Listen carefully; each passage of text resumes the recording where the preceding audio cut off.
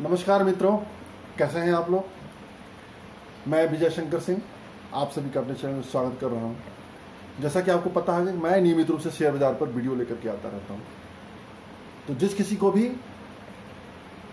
Stock market, निवेश आदि विषयों पर जानकारी चाहिए वो हमारे चैनल को सब्सक्राइब कर सकता है।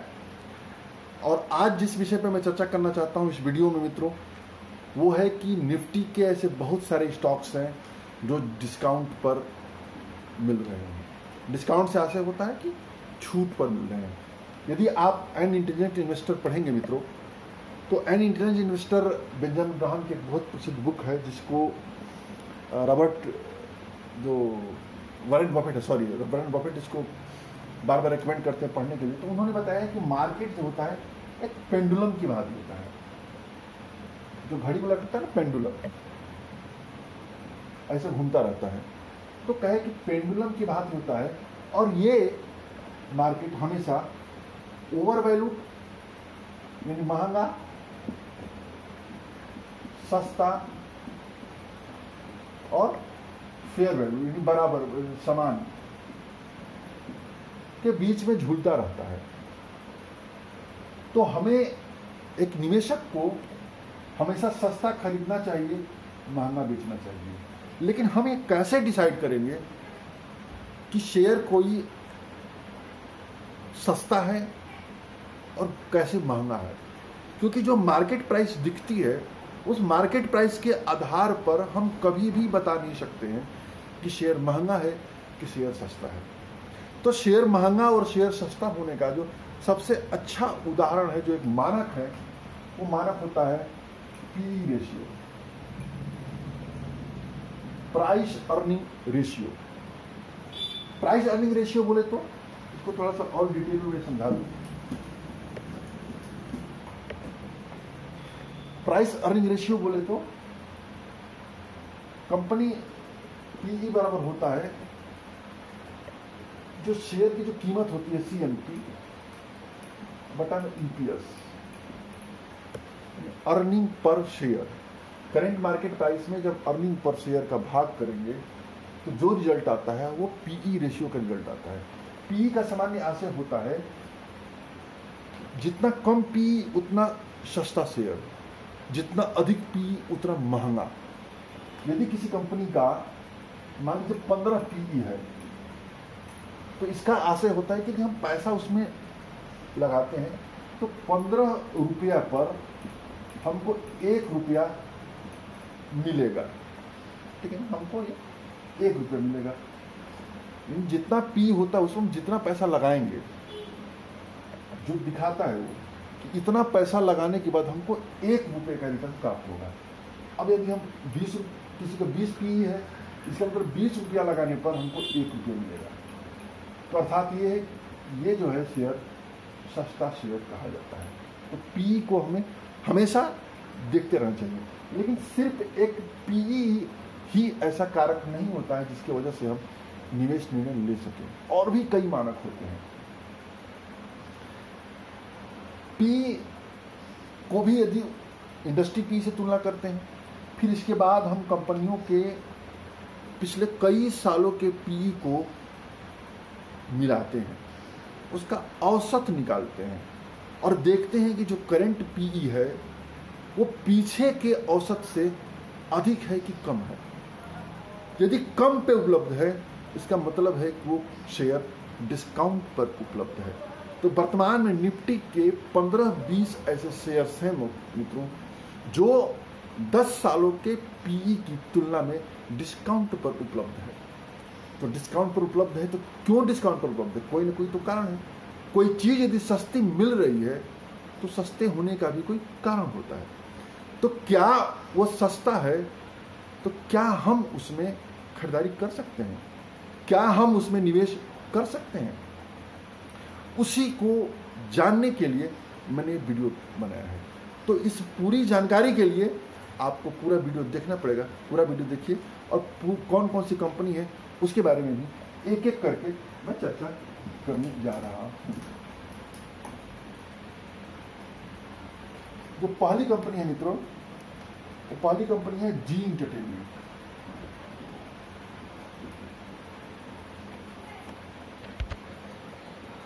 जी एंटरटेनमेंट को देखेंगे मित्रों, तो यदि इसका आप 10 साल का पी देखेंगे तो 10 साल का पी 17.6 है, और वर्तमान सॉरी माफ करेगा, 10 साल का पी देखेंगे तो 26 है। 10 साल का पी देखेंगे मित्रों तो 26.3 है, और एट प्रेजेंट तो ट्रेड कर रहा है 8.5 पर। फर्क कितना है? फर्क है 68% का, 68% डिस्काउंट पर उपलब्ध है जी एंटरटेनमेंट। तो हमें क्या जी एंटरटेनमेंट खरीदना चाहिए? नहीं मित्रों, जी एंटरटेनमेंट में कर्ज की बहुत बड़ी समस्या है। जी एंटरटेनमेंट सुभाष कश्यप की है, और इसके शेयर वगैरह अच्छी खासी संख्या में प्लेज कर चुके हैं। इनकी अन्य कंपनियां में भी दिक्कत चल रही है, जो जी मीडिया है, डिश टीवी है, तो वो जो सारी दिक्कतें हैं आपके जी एंटरटेनमेंट पर भी दिखाई देगा। और उसी संकटों का प्रभाव है कि ये शेयर इतने नीचे भाव पर ट्रेड कर रहा है। तो इसमें जो इश्यू है, उस इश्यू के बदौलत मैं जी एंटरटेनमेंट को परमिशन या यूं कहें कि सही नहीं कहूंगा, ये अच्छी बात नहीं है। दूसरी जो कंपनी है मित्रों वो है इंडसइंड बैंक।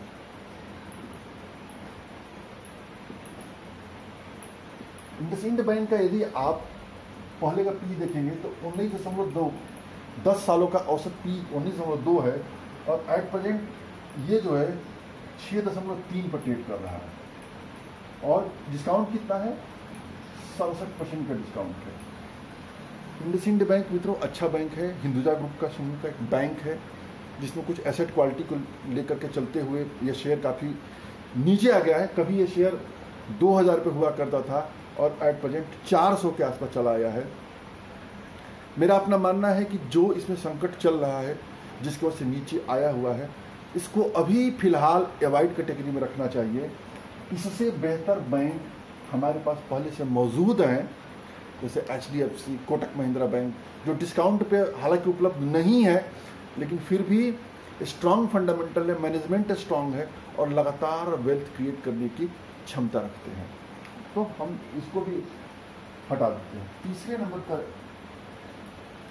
नंबर की जो कंपनी है मित्रों वो है axis bank.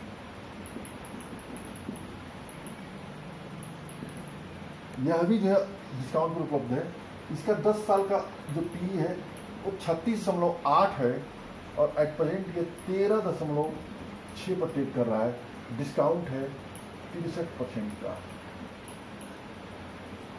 Bank axis bank है। एक्सिस बैंक एक अच्छा बैंक है, अपने परिस्थितियों के कारण, कोरोना वायरस वगैरह की दिक्कतों के कारण ये नीचे आया हुआ है, इसलिए इसको लिया जा सकता है। यह बढ़िया बैंक है। इसके अंदर कई तरह के बिजनेस, अभी म्यूचुअल फंड का बिजनेस है, और भी कई बिजनेस है, इस एक्सिस सिक्योरिटी का बिजनेस है। उस लिहाज से और आने वाले समयों में ऐसी चर्चाएं हैं कि ये कोई इंश्योरेंस कंपनी को भी टेक ओवर करने जा रहा है। हालांकि मैक्स फाइनेंशियल, जो मैक्स न्यूयॉर्क लाइफ है, उसमें इन्होंने बहुत बड़ा स्टेक लिया हुआ है, लेकिन मार्केट में ऐसी भी चर्चा है कि किसी नई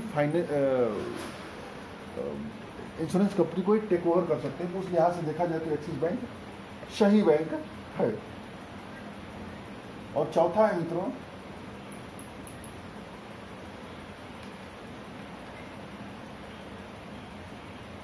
SBI,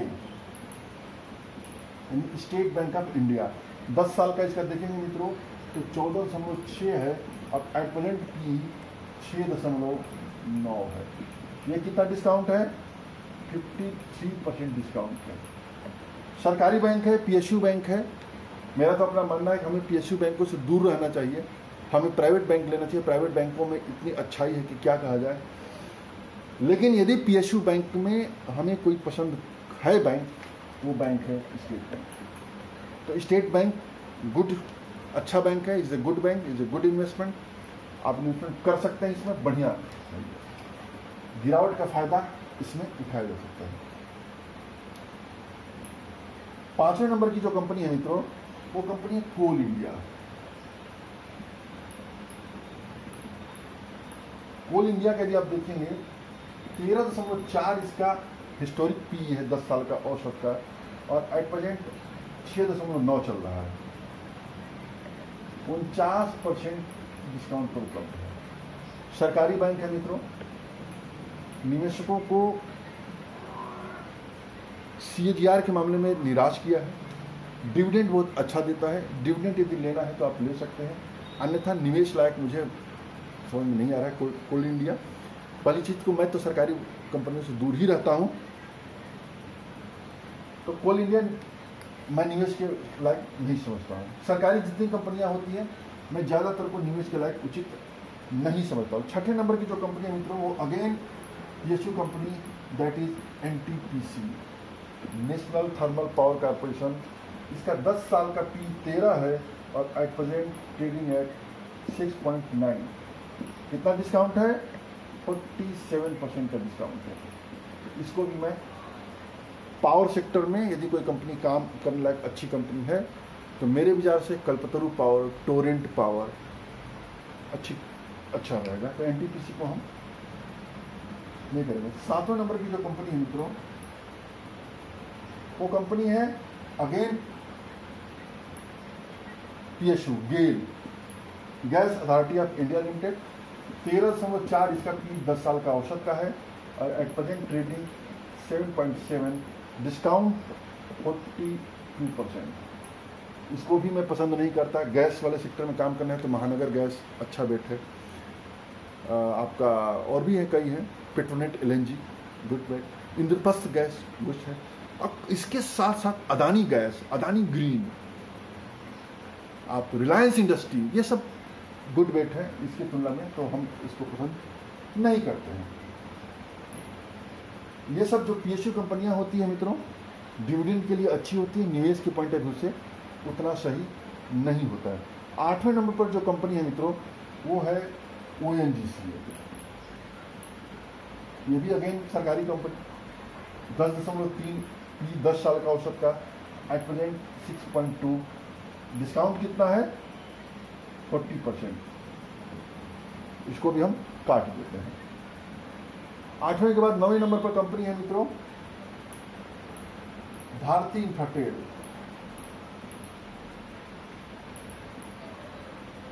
ये 22.6 P इसका 10 साल का औसत है और वर्तमान P जो है 13.9 है। डिस्काउंट कितना है? डिस्काउंट है 38% का। भारती इन्फ्राटेल मित्रों भारतीय एयरटेल ग्रुप की कंपनी है और ये जो कंपनी है टावर कारोबार देखती है भारतीय ग्रुप का, लेकिन हाल ही में कुछ चर्चाएं ऐसी थी कि निफ्टी से बाहर जा रही है, उन मानकों को खरा उतर नहीं पा रही है कि जिसकी वजह से कि ये निफ्टी में रह सके, हो सकता है आने वाले समय में कभी भी बाहर हो जाए। उस लिहाज से मैं चाहता हूं कि इसको भी निवेश के आधार पर न रखा जाए, या रखना है तो बहुत कम। मेरा भी मानना है कि इससे बेहतर और विकल्प मौजूद हैं, तो ठीक है इसको निवेश के लिए रखा जा सकता है, लेकिन बहुत ज़्यादा एग्रेसिव होकर के नहीं। 10वें नंबर की कंपनी है मित्रों ITC।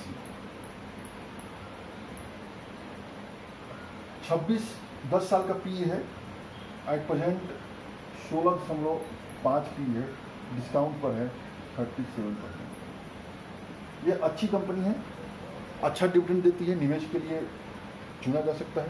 सबसे बड़ी चीज़ क्या है कि FMCG कंपनियों में सबसे सस्ते पर उपलब्ध है। लेकिन एक हमारा वीडियो है जिस वीडियो में मैंने बनाया था ITC को एक सिगरेट कंपनी के तौर पर, एक FMCG कंपनी के तौर पर, दोनों ही तौर पर ये कंपनी निराश करती है।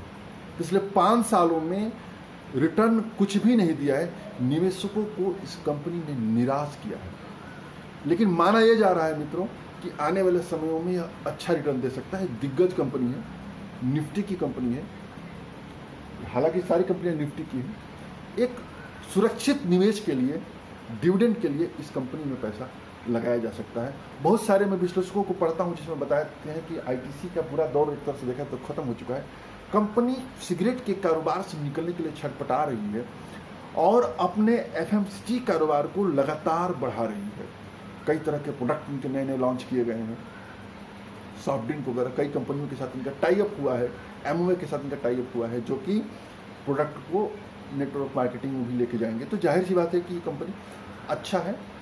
सबसे बड़ी चीज़ है इसके मल्टीपल बिजनेस हैं, सिगरेट है, एफएमसीजी है, पेपर है, होटल है, एग्री है, यानी एक कंपनी में हम 5 से 6 बिजनेस लेते हैं। तो और इतने सस्ते पर उपलब्ध है, तो जाहिर सी बात है कि आईटीसी को हमको लेना चाहिए। इसके लिए 2 ही नहीं बल्कि इसके 3 हम खड़ा करेंगे, स्टार लगाएंगे इसके ऊपर। और 11वें नंबर की जो कंपनी है मित्रों, वो कंपनी है लार्सन एंड टूब्रो। इसका यदि देखेंगे 22.8 है और एट प्रेजेंट पी 16 चल रहा है, डिस्काउंट पर है 30%। बहुत बेहतरीन कंपनी, बहुत दिग्गज company, capital good, construction, road निर्माण, कई सेक्टरों में काम करती है। तो ये कंपनी लेना चाहिए। इसके बिना पोर्टफोलियो अधूरा है मित्रों। हालांकि रिटर्न के मामले में इसने भी निराश किया है, लेकिन फिर भी क्योंकि अच्छी कंपनी है, दिग्गज कंपनी है, इसलिए इस कंपनी को निवेश के लिए रखा जा सकता है। तो मैंने 11 कंपनियां बता दी, कुछ और कंपनियां बची हुई हैं। इसके बाद आते हैं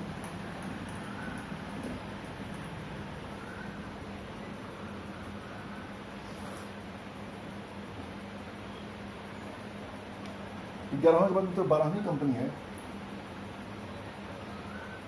पावर ग्रिड। पावर ग्रिड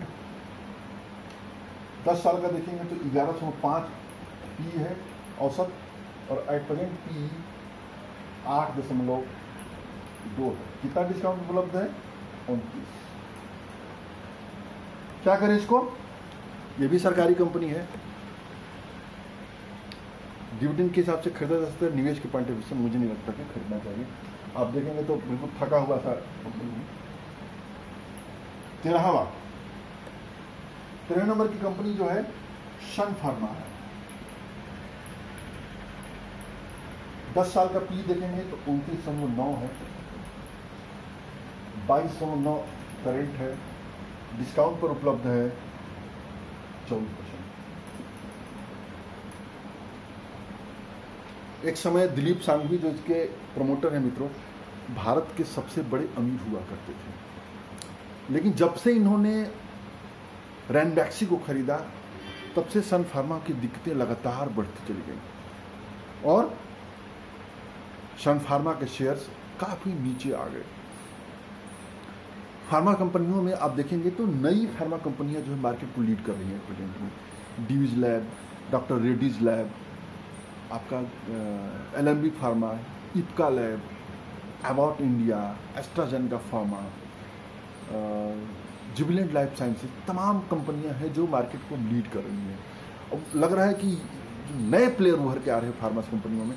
तो मेरा अपना मानना है कि हालांकि फार्मा कंपनी की दिग्गज कंपनी है ये और ल्यूपिन दोनों, लेकिन जो नई कंपनियां आ रही हैं वो एग्रेसिव होकर के बढ़ रही हैं। तो मेरा अपना विचार है कि सन फार्मा के बजाय जो दूसरी दिग्गज कंपनियां बढ़ रही हैं उस पर दाव लगाना ज़्यादा सही रहेगा। हालांकि व्यक्तिगत रूप से इसमें कोई बुराई नहीं है, इस कंपनी को लिया जा सकता है। 14वें नंबर की जो कंपनी है मित्रों, वो कंपनी है आईसीआईसीआई बैंक। 10 साल का पी देखेंगे तो 20.8 है, एट प्रेजेंट 17.2 है, डिस्काउंट कितना है? 18%। इसके बारे में तो कोई प्रश्न ही नहीं है, इसको तो लेना ही चाहिए। इसको इस बार 15वें नंबर पर जो कंपनी उपलब्ध है मित्रों, वो कंपनी है यूपीएल। 10 साल का यदि देखेंगे तो 12.8 है, करंट पी देखेंगे तो 10.7 है, डिस्काउंट है 17%। अच्छी कंपनी है, विदेशों में कई इसने एक्विजिशन कर रखे हैं और किए हैं, जिसकी वजह से कुछ कर्ज की स्थिति आ गई थी, जिसको लेकर के थोड़ा संकट चल रहा था। खेती से संबंधित कंपनी काम करती है, तो मेरा मानना है कि इसको लेना चाहिए। बहुत विदेश कंपनी है। यूपीएल के साथ साथ एक और जो कृषि के सेक्टर में काम करने वाली कंपनी पीआई इंडस्ट्री है, वो भी बहुत बेहतरीन कंपनी, हालांकि वो इस सूची में शामिल नहीं है। 16वें नंबर की जो कंपनी मित्रों M&M, महिंद्रा एंड महिंद्रा। 10 साल का पी 1706, करेंट 1506, डिफरेंस कितना है? 13% का डिफरेंस है। Mahindra and Mahindra auto sector की दिग्गज कंपनी है। यदि आप महिंद्रा महिंद्रा पर दाव लगाते हैं मित्रों तो 2 wheeler, 4 wheeler, tempo, auto, truck, सभी तरह की मतलब सेगमेंट में आप महिंद्रा एंड महिंद्रा को उठाते हैं। तो अभी नीचे चल रहा है, कोरोना वायरस के कारण दिक्कतों के कारण जो ऑटो सेल्स में गिरावट आई थी उसकी वजह से शेयर काफ़ी नीचे है। इस शेयर को खरीदने का वर्तमान में एक बढ़िया मौका है। तो आज के लिए मित्रों इतना ही। उम्मीद है वीडियो पसंद आया होगा। कोई प्रश्न हो, कोई क्वेरी हो तो कमेंट बॉक्स में जरूर टिप्पणी करिए, और कोई जानकारी चाहिए तो जरूर कर सकते हैं। वीडियो देखने के लिए बहुत बहुत धन्यवाद। जय हिंद, जय भारत।